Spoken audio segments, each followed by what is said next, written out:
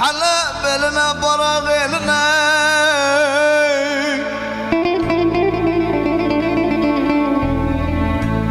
Aman haydo gelin seni verdiler de barak eline.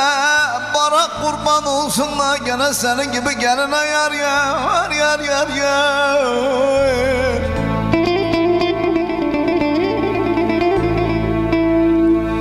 Aman çıkan barak elinden de, aman çıkan barak elinden de gene düşen gurbet yoluma.